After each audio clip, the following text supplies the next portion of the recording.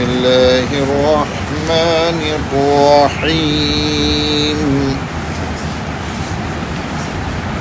إلا الذين آمنوا وعملوا الصالحات فلهم أجر غير ممنون فما يكذبك بعد بالدين أليس الله بأحكم الحاكمين إلا الذين آمنوا. پچھلی آیت میں کہا گیا ثم رددناہ اسفل سافلین، پھر ہم نے اس کو پھیر دیا نچلوں میں سب سے نچلے کی طرف. انسان ایک تو اس کا مقام بلند بیان ہوا، اسے احسن تقویم کا مصداق ٹھہرایا گیا.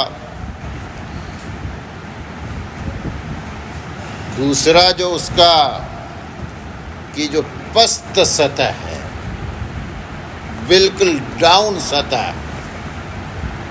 اس کے لیے قرآن نے لفظ استعمال کیا اسفل السافلین. سافل کہتے ہیں نیچے رہنے والا، اور اسفل اسم تفضیل کا صیغہ ہے، جیسے احسن اسم تفضیل کا صیغہ ہے، سب سے خوبصورت، سب سے اچھا.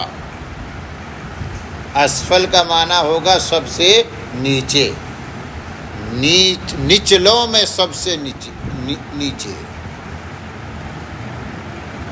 اسی کو قرآن نے دوسری جگہ کہا اولئک کالانعام بل ھم اضل سبیلا، یہ جانوروں کی طرح ہے، مویشیوں کی طرح، بلکہ جانوروں سے بھی بدتر ہے. لیکن بتایا اب یہ ہے کہ اس کا دو پہلو ہے، دو اینگل قرآن نے پیش کر دیا. اب آگے فرمایا الا الذین آمنوا، یہ جو نیچے ہر آدمی کی طلب ہے، جستجو ہے کہ وہ ترقی کرے، وہ اوپر جائے. ڈاؤن جانے کو کون پسند کرتا ہے؟ پستی کے طرف جانا کسی کو گوارا نہیں. تو قرآن نے اس کا علاج بتایا، کہتے دو کام کرو، پستی کے طرف، نیچے کے طرف جانے سے بچ جاؤ گے.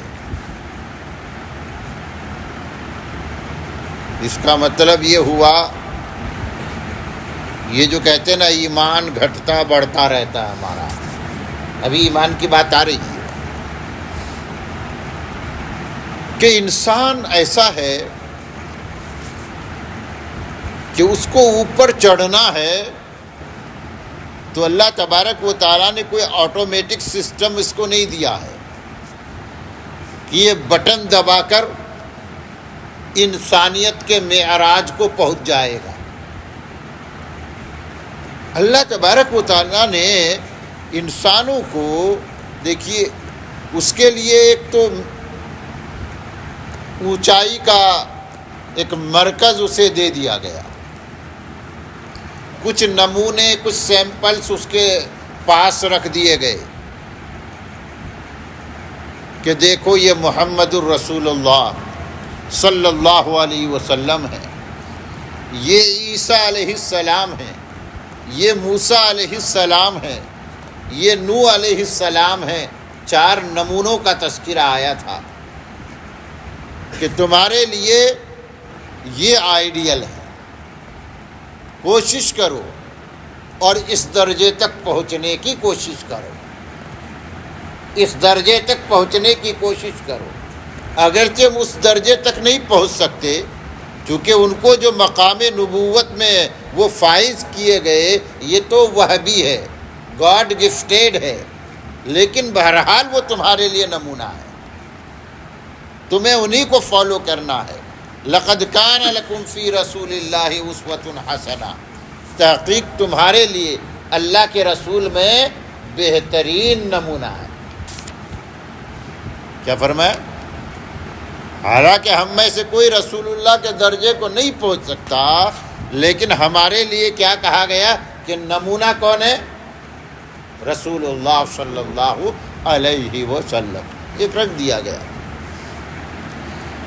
اب ایسا کوئی آٹومیٹک سسٹم نہیں ہے کہ تم نے چاہا اور یہ تمہیں مل گیا۔ یقی محکم، عمل پہ ہم، محبت فاتح عالم، جہاد زندگانی میں مومن کی ہے یہ شمشیر ہے، اس کے لیے محنت، عمل پہ ہم درکار ہے۔ کیونکہ اللہ تبارک و تعالیٰ نے انسانوں کے ساتھ، اللہ تعالیٰ کا معاملہ کیا ہے؟ کہہ تو دیا کہ یہ تمہارے لیے آئیڈیل ہے، یہ نمونے ہیں، لیکن نفس ہے، شیطان ہے، یہ نفس اور شیطان ایک بوجھ بن کر انسان پہ چڑھ جاتا ہے۔ یہ اڑنا چاہتا ہے، یہ اونچائی پہ چڑھنا چاہتا ہے، چڑھان پہ چڑھنا چاہتا ہے، لیکن نفس کا بوجھ ہے، شیطان کا بوجھ ہے۔ ان تمام بوجھوں کا سامنا کرتے ہوئے اس کو چڑھان پہ چڑھائی کرنا ہے، اس لیے یہ آسان نہیں ہے۔ اب یہ جب چڑھان پہ چڑھنا چاہتا ہے، اس کے ساتھ کوئی زیادہ راہ ہونا چاہیے، سفر کا توشہ ہونا چاہیے، جس کی وجہ سے اس کا سفر آسان ہو، اس کو انرجی ملے۔ آپ جاتے ہیں، کوئی مشکل سفر ہے، تو انرجی کے لیے آپ کے پاس کچھ نہ کچھ ہوتا ہے کہ ضرورت پڑے گی، تو انرجی کے لیے قرآن نے بیان کیا، دو چیزیں بیان ہوئی، الا الذین آمنوا، انرجک رہنا ہے، اور یہ انرجی ملے گی ایمان سے، انرجی ملے گی ایمان سے، یہ قوت ملے گی ایمان سے۔ تو پہلی چیز تو زاد راہ کے طور پر تمہیں ایمان اپنے ساتھ لینا ہے، اپنے اندر ایمان لاؤ، اور نہ صرف ایمان لاؤ بلکہ اپنے ایمان کو مضبوط سے مضبوط تر بناؤ۔ جتنا ایمان مضبوط ہوگا، یہ چڑھائی کا سفر اتنا ہی آسان ہوگا۔ اب اس کے لیے جو انبیاء کرام ہمارے لیے آئیڈیل ہے، ان کی سیرت پڑھیے، ان کی تاریخ زندگی پڑھیے،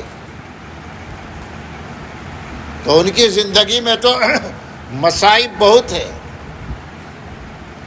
مسائل بہت ہے، مخالفت بہت زیادہ ہے، لیکن پھر بھی وہ رکے نہیں، چونکہ وہ ایمانی اعتبار سے بہت پاورفل تھے۔ مخالفتیں ان کے ایمان سے ٹکرا کر خود پاش پاش ہو گئی، مخالفتیں ختم ہو گئی، ان کا سفر نہیں رکا، وہ برابر آگے بڑھتے چلے گئے۔ تو پہلی چیز ہے ایمان، وَعَمِلُوا الصَّالِحَاتِ، اور دوسرا نمبر ہے عمل صالح کا۔ قرآن کریم کا انداز آپ بار بار دیکھتے ہیں کہ ایمان اور عمل کو قرآن عمل صالح کو ساتھ میں بیان کرتا ہے، چونکہ ایمان اور عمل صالح یہ لازم و ملزوم ہے۔ ایمان تو جڑ ہے، روٹ ہے، ظاہر ہے کہ روٹ کے بغیر کوئی درخت کھڑا نہیں ہو سکتا، تو ایمان کے بغیر کوئی مومن ہو نہیں سکتا، یہ روٹ ہے۔ اور عمل صالح کہتے ہیں اس درخت کی شاخیں ہیں، ٹہنیاں ہیں۔ اگر درخت میں شاخیں نہ ہو، ٹہنیاں نہ ہو، صرف جڑ ہو اور تنا ہو، تو ظاہر ہے کہ اس درخت پہ پھل نہیں لگتا، پھل نہیں لگ سکتا۔ پھل تو شاخوں پہ لگتا ہے، جس کے لیے آدمی درخت لگاتا ہے۔ تو اگر شاخیں ہی نہیں، پھل کی گنجائش ہی نہیں، تو ایسے درخت پر آدمی محنت کیوں کرے گا جب اسے معلوم ہے کہ اس میں پھل لگنے والا نہیں ہے؟ تو عمل صالح کہتے شاخوں اور ٹہنیوں کی طرح ہے، دونوں، اس لیے میں نے کہا دونوں لازم و ملزوم ہے فائدہ پہنچانے کے لیے، ایک کا دوسرے کے بغیر کوئی فائدہ سامنے نہیں آتا، چارہ ہی نہیں بنتا۔ اس لیے یہاں پر بھی کہا گیا اپنے اندر ایمان جگاؤ، ایمان کی انرجی لاؤ، ایسا ایمان پیدا کرو اپنے اندر کہ تم کو نیکیوں پہ مجبور کرے، تمہارے اعمال نیک ہو جائے، تمہارے اعمال اچھے ہو جائے۔ اب اگر تمہارے اعمال اچھے ہو گئے تو تمہاری مثال سدا بہار ہرا بھرا درخت کی بن گئی، ہرا بھرا درخت بن گئے، تم ایک آئیڈیل درخت بن گئے، تم اس سے تم کو پورا فائدہ ملے گا، اور یہ جو چڑھائی تم کو چڑھنی ہے اس چڑھان میں تمہیں کوئی تکلیف آنے والی نہیں ہے، تکلیفیں آئیں گی بھی تو وہ خود مر جائیں گی، تمہارا سفر رکے گا نہیں۔ تو ایمان اور اعمال صالحہ، اگر تم نے ایمان اور اعمال صالحہ والی زندگی اختیار کر لی، قرآن کہتا ہے فَلَهُمْ أَجْرٌ غَيْرُ مَمْنُونَ، ان کے لیے اجر ہے نہ ختم ہونے والا، غیر ممنون، غیر مقطوع۔ اللہ نے اس کا ایک وعدہ فرمایا ہے، یہ ترغیبی مضمون ہے کہ اگر تم صاحب ایمان بن گئے، اپنے اندر ایمان داخل کر لیا اور اس ایمان کو اتنا مضبوط بنایا کہ اس ایمانی درخت میں نیک اعمال کے پھل اور پھول لگ گئے، تو اللہ تعالیٰ تم کو نوازے گا، اور یہ جو نوازش ہوگی اللہ تبارک و تعالیٰ کی وہ اینڈ لیس ہوگی، وہ غیر مقطوع غیر ممنون ہوگی، اجر جاری رہے گا۔ چنانچہ یہ جو ہم ثواب کی بات کرتے ہیں نا کہ اللہ نیکیوں پہ ثواب عطا فرمائے گا، نیکیوں کا بدلہ عطا فرمائے گا۔ آدمی نیکی کرتا ہے اپنے اعتبار سے، اور آدمی کی جو پرسنالٹی ہے اس میں تو دی اینڈ کا بورڈ لگا ہوا ہے کہ یہ ہے آدمی کی زندگی کا خاتمہ، انتہا۔ ہر ایک انسان کے ساتھ یہ بورڈ آویزہ ہے، چسپا ہے۔ یہ الگ بات ہے کہ وہ ابھی ہماری نظروں کے سامنے آتا نہیں، جو ہی فلم پوری ہوئی وہ بورڈ آ جاتا دی اینڈ، ایسے ہی۔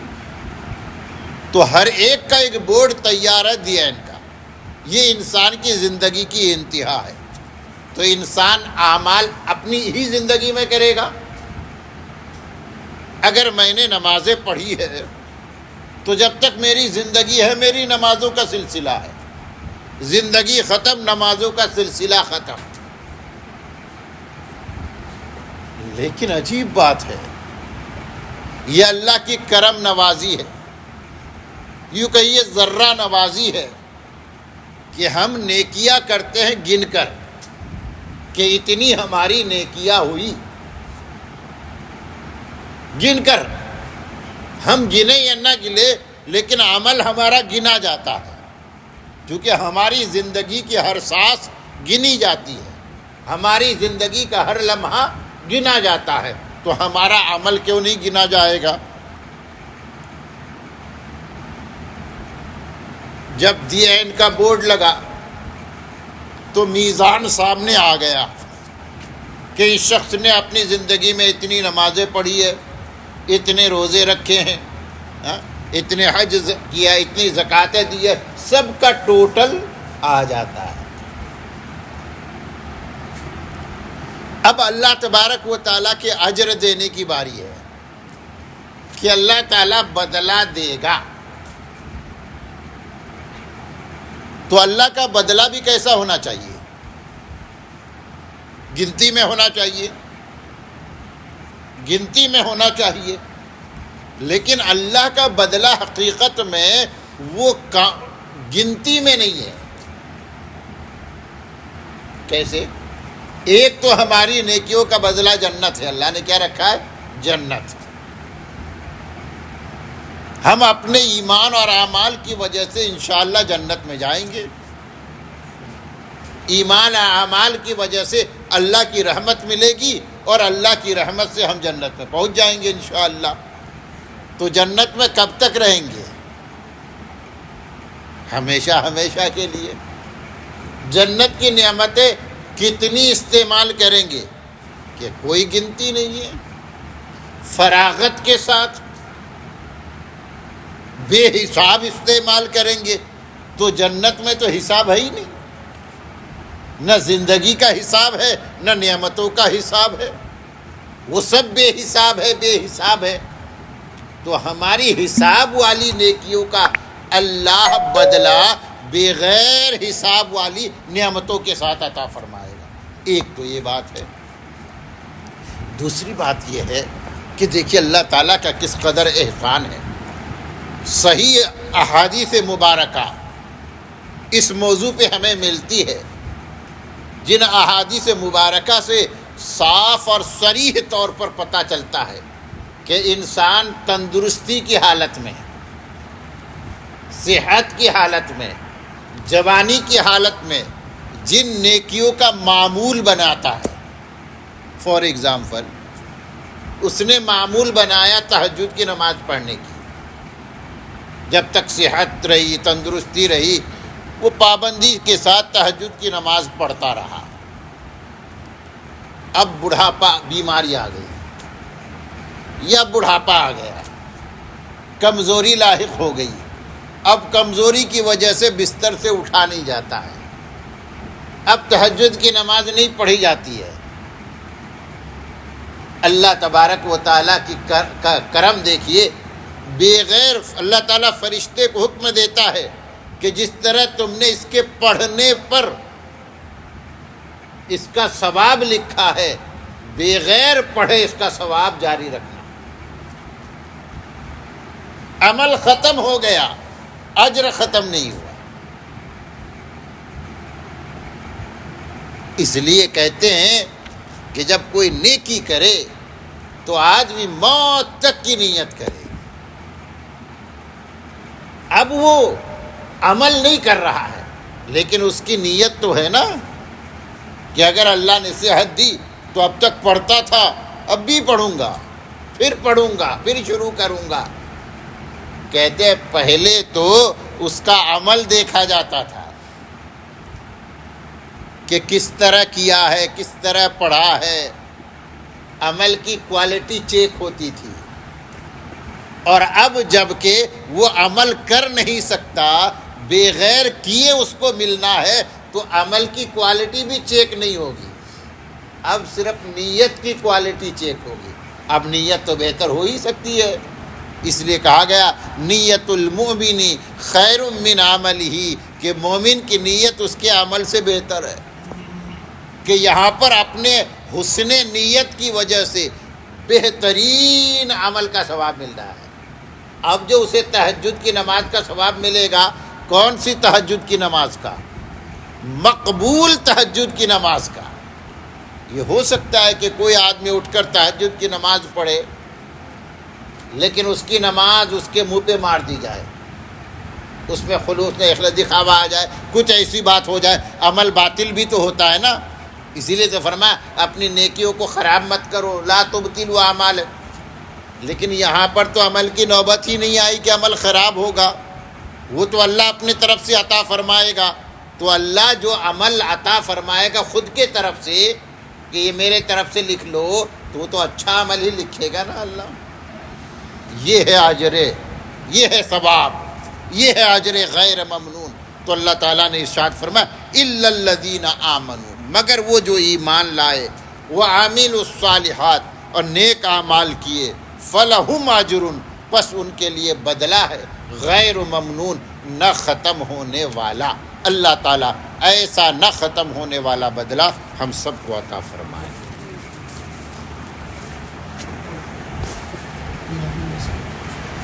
الحمد للہ رب العالمین والصلاة والسلام علی رسولہ النبی الکریم. اللہم انت السلام ومنک السلام تبارکت یا ذا الجلال والاکرام. ربنا ظلمنا انفسنا وإن لم تغفر لنا وترحمنا لنكونن من الخاسرين. اللهم اهدنا فيمن هديت وعافنا فيمن عافيت وتولنا فيمن توليت وبارك لنا فيما أعطيت وقنا شر ما قضيت فإنك تقضي ولا يقضى عليك وإنه لا يذل من واليت ولا يعز من عاديت تباركت ربنا وتعاليت. نستغفرك ونتوب إليك. اللهم إنا نسألك علما نافعا وعملا متقبلا وقلبا خاشعا ولسانا ذاكرا. اللهم إنا نعوذ بك من علم لا ينفع ومن قلب لا يخشع ومن نفس لا تشبع ومن دعاء لا يستجاب. اللهم إنا نعوذ بك من العجز والكسل ونعوذ بك من الجبن والبخل ونعوذ بك من غلبة الدين وقهر الرجال. اللهم اكفنا بحلالك عن حرامك واغننا بفضلك عمن سواك. سبحان ربك رب العزة عما يصفون وسلام على المرسلين والحمد لله.